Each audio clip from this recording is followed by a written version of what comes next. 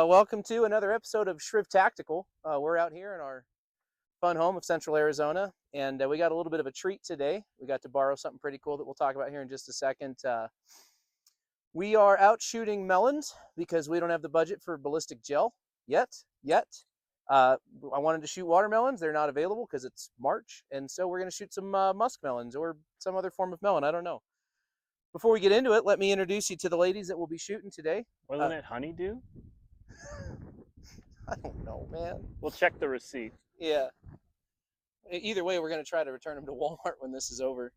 All right, so this is the first one. The channel, you guys have seen this one before. This is my POF 16-inch upper with a Night Force NX8 on it. It's a 1x8. Today I'm shooting Hornady Match 75 grainers. We'll get into some of the specs on these rounds later in the video, but I just wanted to show them with what we got going on. This is a 16-inch. You'll notice specs on the box are going to be for 24-inch on that, and so we have a Bergara B14. This is in 6.5 Creedmoor. Today we're shooting 140 grain Hornady match rounds. Technically, this is the American gunner, so they're not their match rounds, but they're almost identical in terms of their weight. They're both boat tail hollow points. That's pretty much all I shoot through this rifle. It's done really well with that ammo. I get really good grouping. Again, we're shooting more for blowing up a melon than we are for tight groups. This is a 22-inch barrel. And on top, we got a Vortex Viper, 6-24 by 50. And yeah, let's move on over here. So this is an FN SPR. This is in 308 with a Night Force NXS on top. It's the 5.5 to, I think it's 22, 5.5 to 22 by 50. This is designed for 168 grain match ammo. So that's what we're shooting with it today, 168 grain match ammo. This is a 24-inch barrel. And this thing is accurate AF, that is for sure.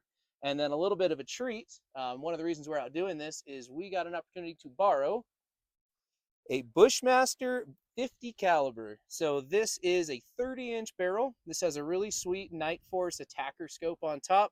Again, 100 yards. We're just trying to shoot minute of melon, which I think we're going to be pretty successful with. And really excited to see what kind of nonsense damage this baby does to a melon at 100 yards. So that's the point today. I'm excited. Let's get shooting. Let's do it.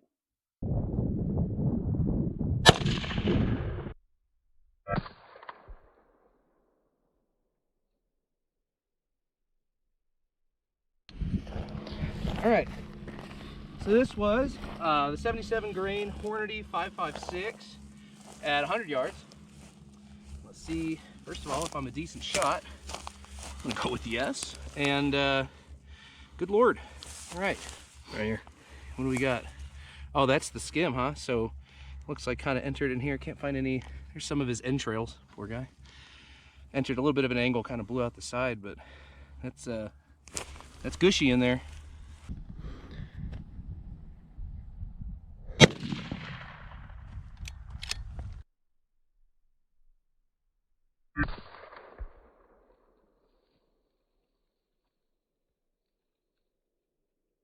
This is the result of the 6.5 Creedmoor. That was 140 grain hollow point projectile.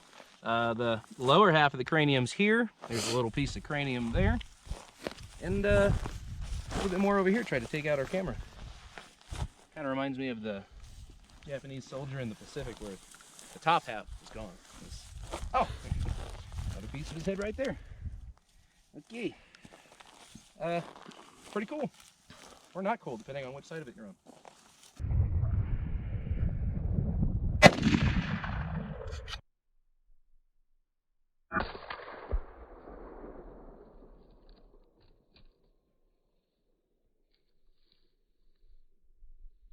Okay, so this was the 168 grain 308, also hollow point. Let's see here. Well, I'd say you hit it right in the middle. That was a good shot.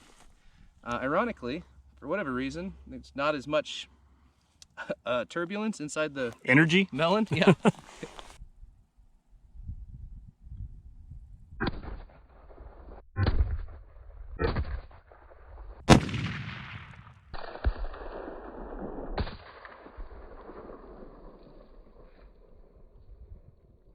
I've enjoyed like going to assess the victim. This particular time, I'm not necessarily able to do so. It's around. There's a lot of this melon around. I mean, I guess I didn't assume anything different would happen, but it's still pretty cool. Painting. Good lord. We'll just put this piece over here for the comparison. That'll represent the outcome there. There we go. All right. Yep. The complex. A lot of complexes, but it's not about the ear pro on my head. All right. Well, other than the ear pro on your head, why don't we have a conversation about those melons? Let's talk about some melons today, and everyone's second favorite type. We did 4 different rifle calibers, and because we're such good shots, we ended up having an extra melon. So we went ahead and shot this with 9mm. This is 124 grain federal, like home defense 9mm. I don't have all the specs because we just did it as we were walking up here, but this is at about 10 yards, which, okay, did what it's supposed to do, I suppose. No surprises there. Impressive. Starting here, these are the different, this is the leftovers from the rifle shots, and we'll start with this one. This is a 75 grain Hornady match round 223. This travels at just over 2,500 feet per second and hits at 100 yards with 1,000 foot-pounds energy. This was out of a 16-inch barrel. This is the AR. Moving over here, this is the result of 6.5 Creedmoor, 140 grain boat tail hollow point, which this one was as well. This was traveling at just over 2,500 feet per second and struck its target at 2,000 foot-pounds of energy at 100 yards. So obviously noticeable differences here. Move on over. This next one this was 308. This is a 168 grain match round boat tail hollow point traveling at 2,400 feet per second. And this one hit with 2,200 foot-pounds of energy at 100 yards. Good hit. Obviously the results between the two, even though the specs are very similar, the results are quite different. And then the last one, the remnants of the last one, this is the one that we shot with the 50 BMG. That is a 660 grain projectile traveling at 2,650 feet per second. And it hit with 10,300 foot-pounds of energy at 100 yards.